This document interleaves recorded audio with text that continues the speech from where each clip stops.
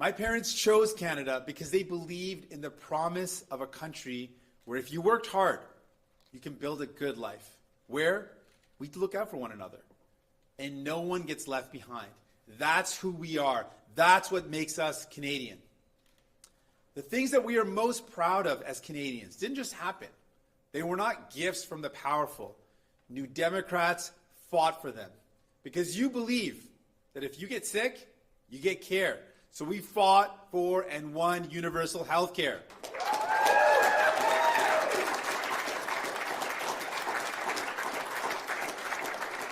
Because no one should go bankrupt trying to pay a hospital bill.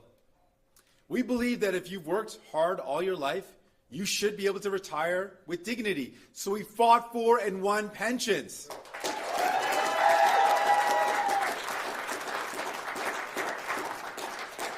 We believe that you have the right to join a union. So you can demand fairness and stand up to the boss. So we fought for those rights and we won.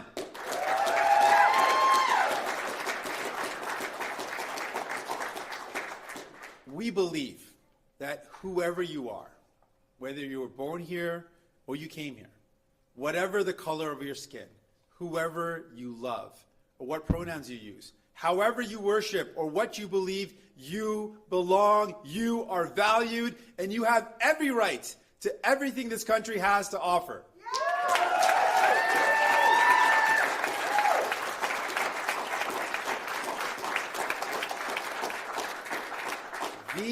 These are NDP values. These are Canadian values.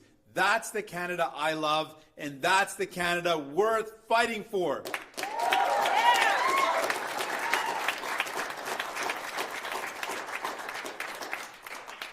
And when New Democrats are elected, that's exactly what we do. Even before Donald Trump started his greedy trade war, times were tough. And we fought to make things better for you and your family. Paid sick days and laws to protect you at work, that was us. Dental care, so you don't have to choose between living in pain and buying groceries, that was us.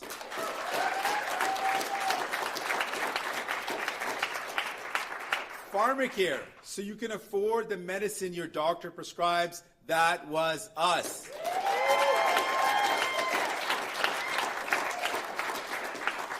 Because we believe that the promise of Canada belongs to all of us. Let me tell you a story of Brianna.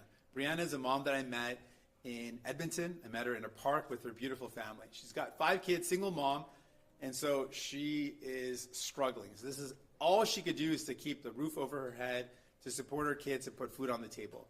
And so as a mom, she had to make some sacrifices. She had to make some tough choices.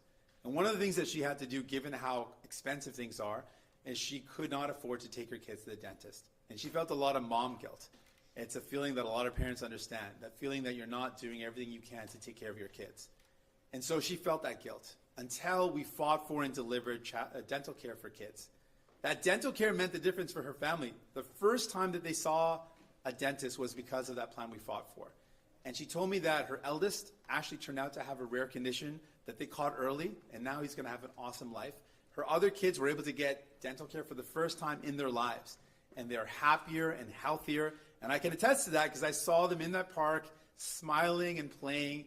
I can remember that look of joy on their faces and that feeling that Brianna had, knowing that she had been able to take care of her kids. Brianna is who we fight for, and we will keep fighting for her and every Canadian.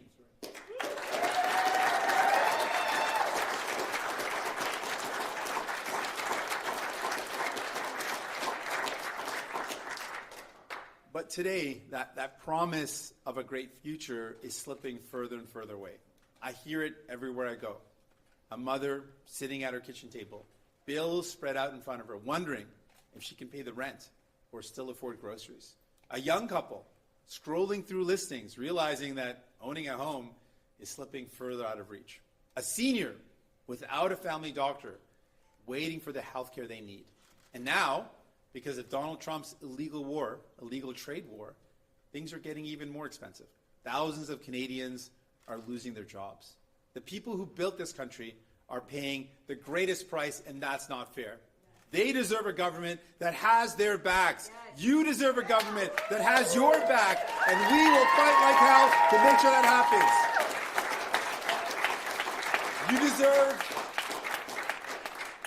You deserve a prime minister you can trust to make decisions in your best interest, not to advance his personal wealth.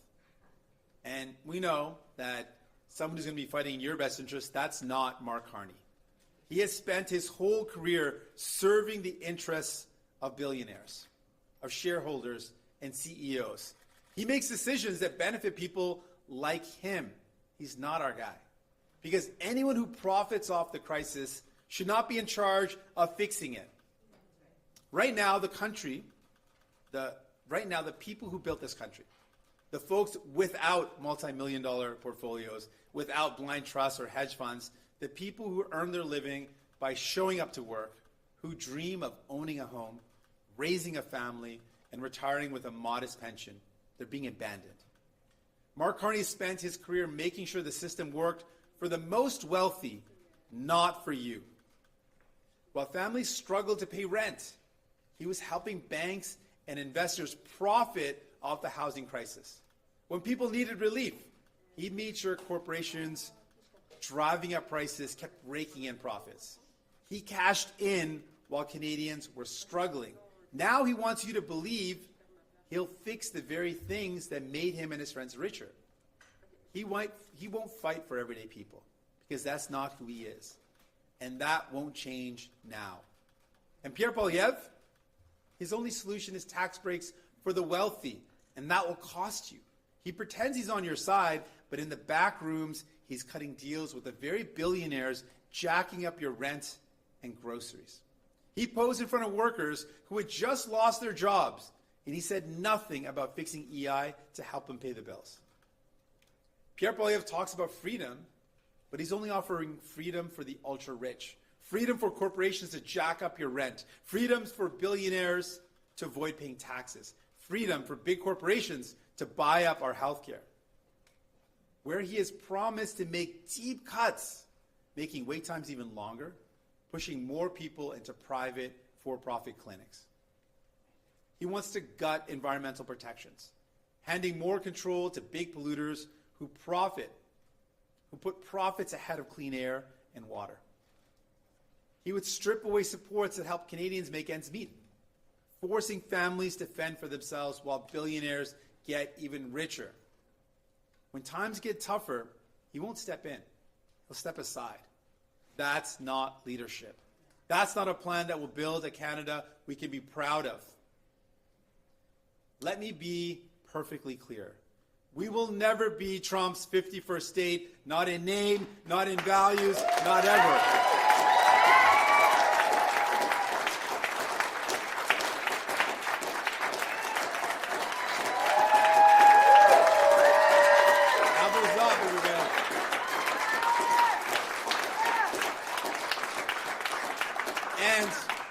And I won't let anyone in this election tell Canadians that the only way to beat Donald Trump is to become more like his version of the United States, where billionaires rule and everyday people pay.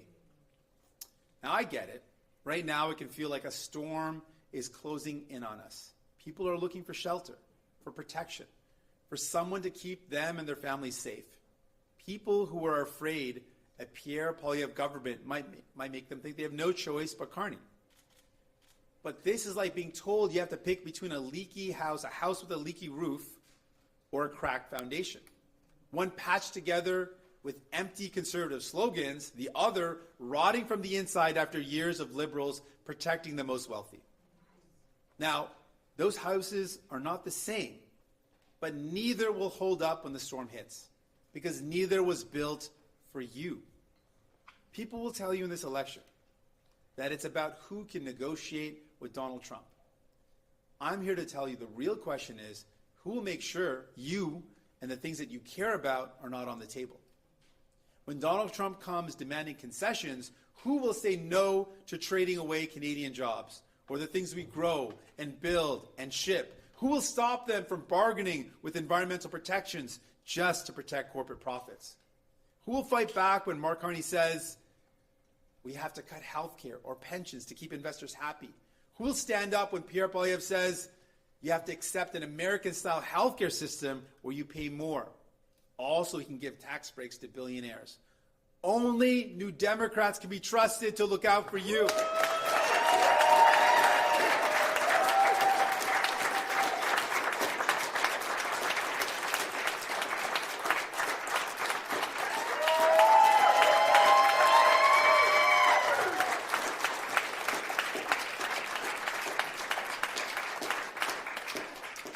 Donald Trump is showing us in real time what happens when billionaires and the people who work for them are in charge. Everything gets more expensive. Rights get stripped away, and regular people are left to clean up the mess, while the wealthy walk away richer. We don't need that here in Canada. We don't need that at all. We all know that we're in for a rough road ahead. Things are already tough. And at the end of the day, only New Democrats will fight to make sure you don't pay the price when things get harder. I'm running in this election to fight for you, not the billionaires. New Democrats have a strong and proud record of getting things done. When prices skyrocketed, we fought for relief. When people were laid off, we fought for jobs and better support. When corporate greed ran wild, we went after the billionaires like Galen Weston, Elon Musk, and Jeff Bezos. Because when families are struggling, when your job and livelihood is on the line, when prices are soaring, New Democrats choose you every time.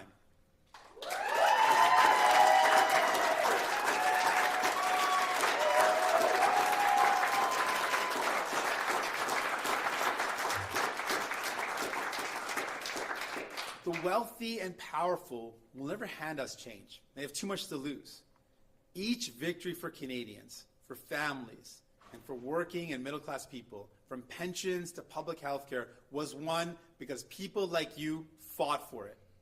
Billionaires don't stay rich by playing fair. They don't wake up one morning and decide to stop gouging you at the grocery store. They don't just decide to lower your rent or to raise your wages. That only happens when we demand it, when we fight for it, and when we win.